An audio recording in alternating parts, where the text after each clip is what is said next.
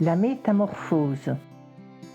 La métamorphose a débuté au divorce, lentement mais sûrement.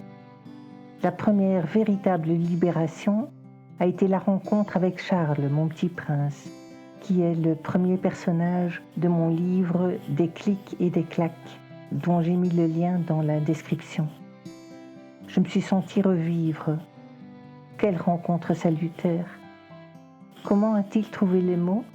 En réalité, c'est notre cerveau qui est très sélectif. Il retient les informations qui nous concernent et qui nous font réagir. Charles aurait pu réagir de tant de manières différentes. J'ai beaucoup aimé ta lettre m'a touchée, tu écris bien.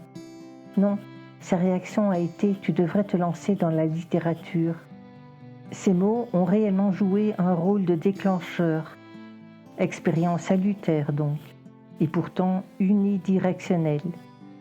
Contrairement à ce que j'avais pensé, j'ai eu plus de chance que le petit prince dans notre feu d'artifice, parce qu'il n'a pas vu les étincelles, lui. Il aura été là pour moi à un moment clé de mon existence, mais je ne peux rien lui apporter en échange. Il n'a pas besoin de moi en particulier. Poussière infime dans son univers. Poussière infime dans l'univers. Une belle leçon d'humilité. Au fond, c'était un rendez-vous déguisé. J'avais surtout rendez-vous avec moi-même. Je peux désormais arrêter de m'abrutir de travail. Je peux arrêter ma quête de toujours et accepter sans culpabilité de vivre un jour à la fois. Quel soulagement! Un véritable processus libérateur. Me voilà à danser comme une sotte, toute seule dans la cuisine, en écoutant Stéphane Escher. Je peux arrêter d'écouter la peur et me fier à cette petite voix intérieure. Finalement, ce n'est pas si compliqué de vivre sur cette planète.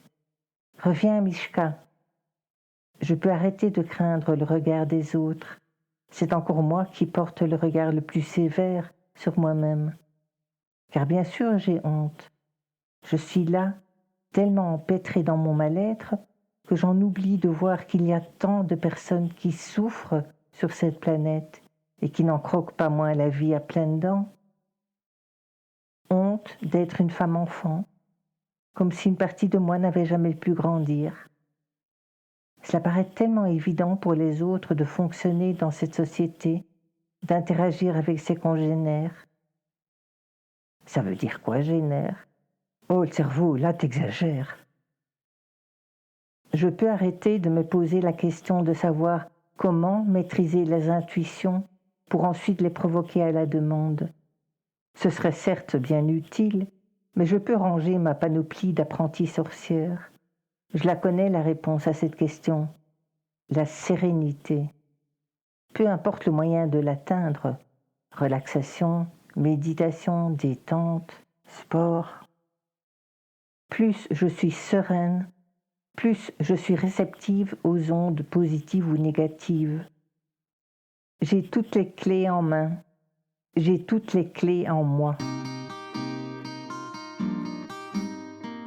Ensuite, la formation à la pleine conscience a marqué un tournant majeur. Je n'en ai pas vu les effets immédiatement, mais ma vie, mon caractère ont changé sensiblement. Taïan a déclenché cette prise de conscience en m'écrivant « Coucou papillon, puisqu'à présent je peux t'appeler ainsi. Plusieurs questions me traversent l'esprit depuis ta métamorphose.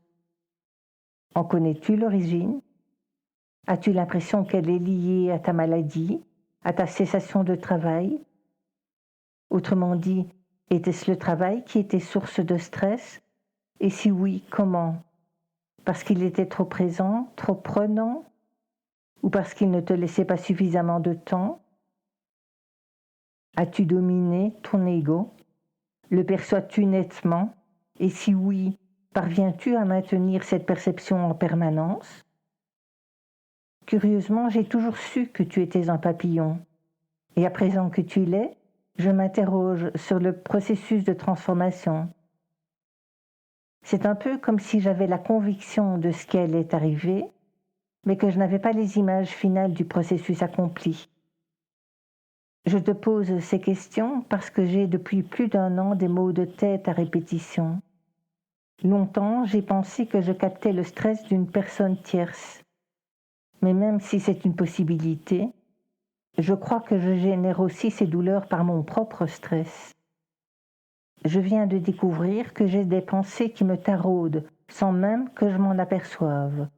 Ou plutôt, je sais qu'elles existent, mais je ne me rendais pas compte à quel point elles sont omniprésentes.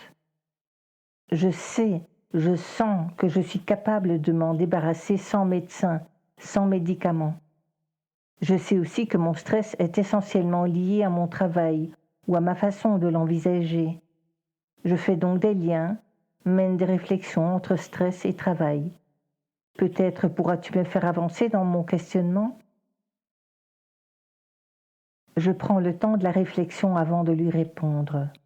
C'est étrange, je n'ai pas pris conscience moi-même de ma métamorphose parce qu'elle est venue très progressivement. Le travail était effectivement une source de stress énorme, délétère pour ma santé. En réussissant ce concours particulièrement difficile, je pensais réaliser un accomplissement, une apothéose dans ma carrière. C'est en tout cas dans cet état d'esprit que je l'ai passé, surtout pour prouver à mes parents ma capacité à y arriver, un reste de traumatisme d'enfance, d'adolescence. J'ignorais que personne n'avait envie de me voir arriver dans ce service. Le concours était organisé par obligation légale pour éviter le favoritisme et les magouilles politiques. En réalité, c'était surtout pour régulariser la situation d'une contractuelle. J'ai été prise en grippe dès mon arrivée. C'est la première fois de ma vie que je suscitais autant d'antipathie, de rejet. D'emblée, avant même qu'on apprenne à me connaître. C'est très déstabilisant. Ce n'est que petit à petit que j'ai compris la situation. Ce n'était pas nécessairement lié à ma personnalité. Ils auraient rejeté n'importe qui aurait pris la place de cette personne, entre guillemets. Avec le recul, je considère ce passage comme une expérience qui m'a permis de comprendre que nous ne sommes pas faits pour vivre dans un environnement hostile. Nous avons besoin d'amour inconditionnel, de compassion, de sympathie pour vivre et de travailler dans une atmosphère paisible, sereine, chaleureuse, positive, ce qui n'était plus du tout le cas les 2 dernières années de ma vie professionnelle. La nécrose qui a résulté de mon accident de voiture, je la gérais depuis des années.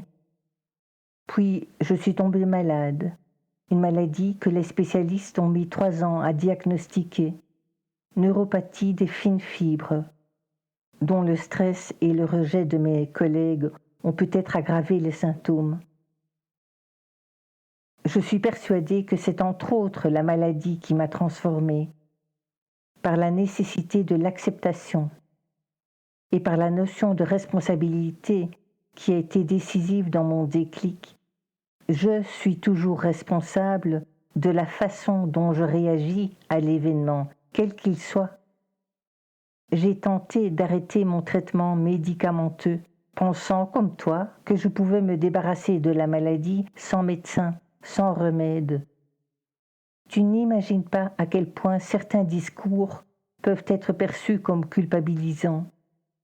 Un tel a courageusement vaincu un cancer, une telle s'est courageusement battue. Et celles et ceux qui veulent être courageux, courageuses, mais qui n'y arrivent pas. Je sais que les gens pensent bien faire, mais songe-t-on à toutes celles et ceux qui souffrent sans répit et sans espoir?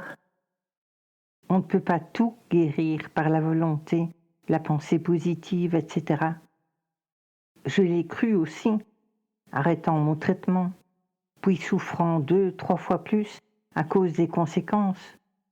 Ce n'est pas la réalité. Le corps peut en effet générer de nouvelles cellules osseuses pour guérir d'une fracture, par exemple. Donc oui, dans de très nombreux cas, le corps est programmé pour guérir, pour renouveler les cellules détruites.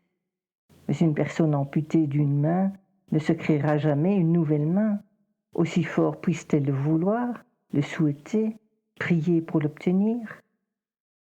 Si on recherche tant de médecines alternatives, c'est surtout parce que l'on a besoin d'espoir de guérir.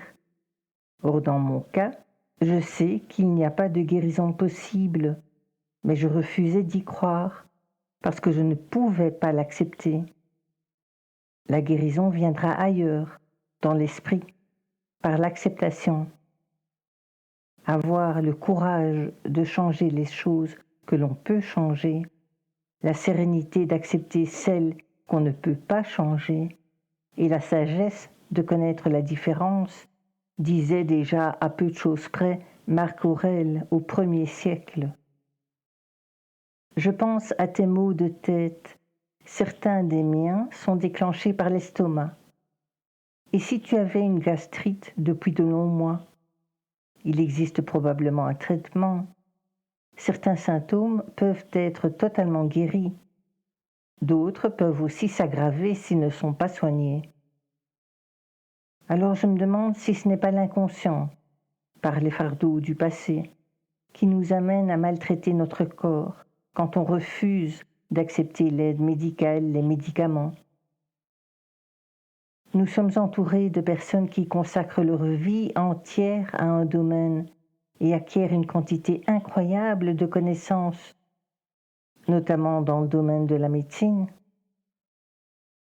Parce que nous croyons pouvoir nous passer de médecins, de médicaments, en écoutant et en choisissant de suivre d'autres personnes qui croient, nous nous passons de l'aide de ceux qui savent. Le plus grand ennemi de la connaissance n'est pas l'ignorance, c'est l'illusion de la connaissance, a dit Stephen Hawking. Mon sentiment est que nous ne sommes pas faits pour souffrir.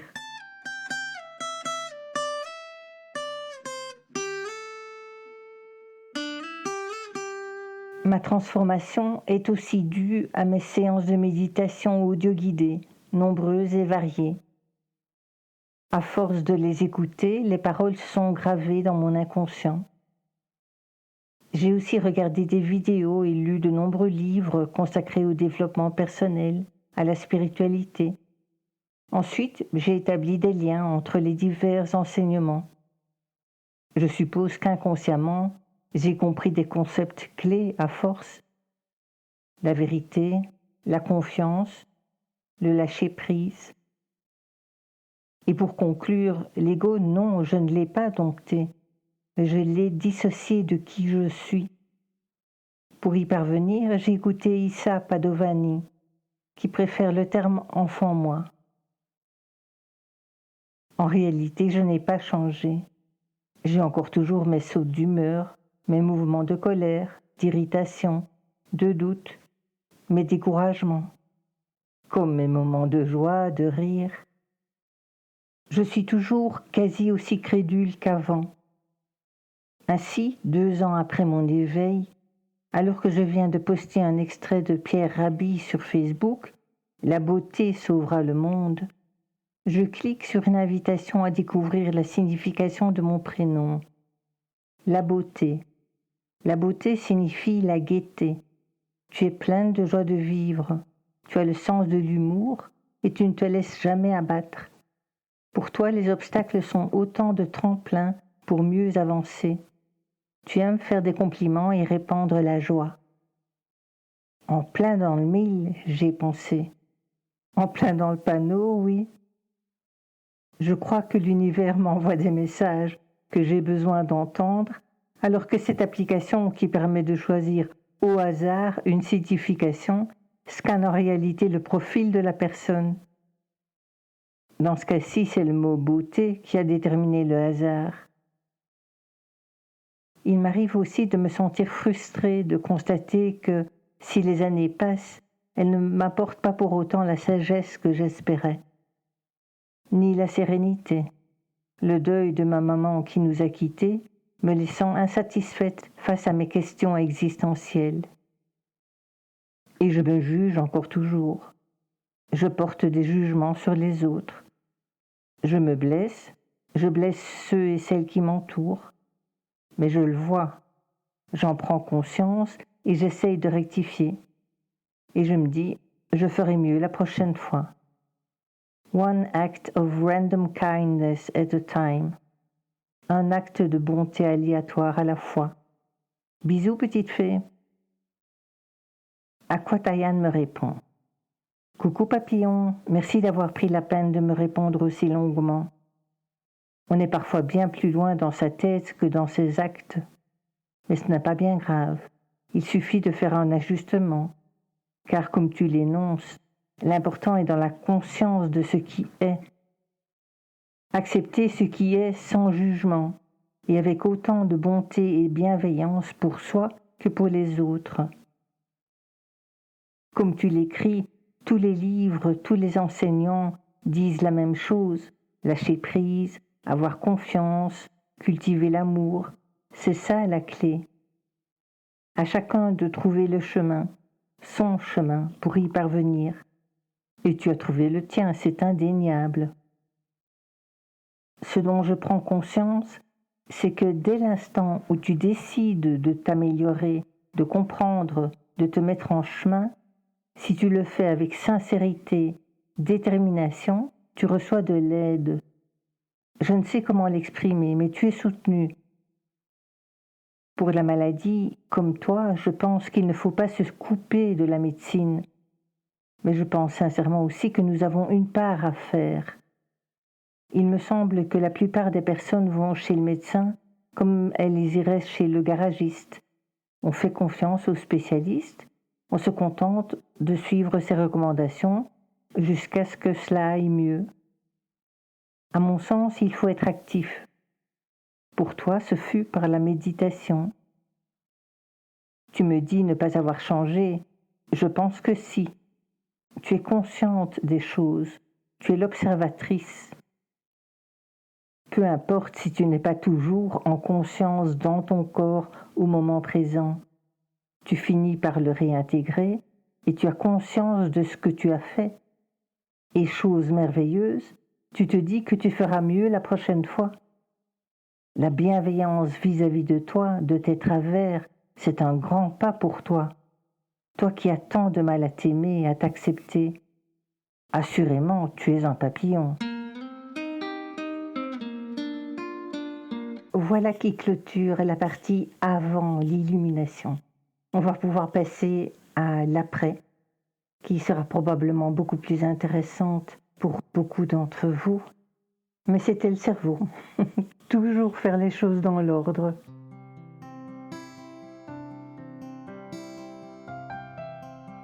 So deep in my soul lights a flame.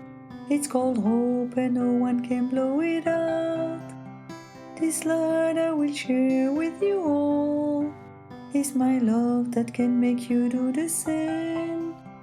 You know that's not just in some of us.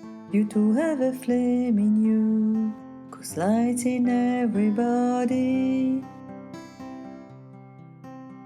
If you let your light shine, you'll see people all around you will do the same. Love is our life's legacy. Do not doubt, just look at what I became. You know light's not just in some of us. You do have a flame inside you. So if we can trust one another, trust me, love is the greatest gift ever. So why don't you all shine with me? Shed your light all around you and you'll see.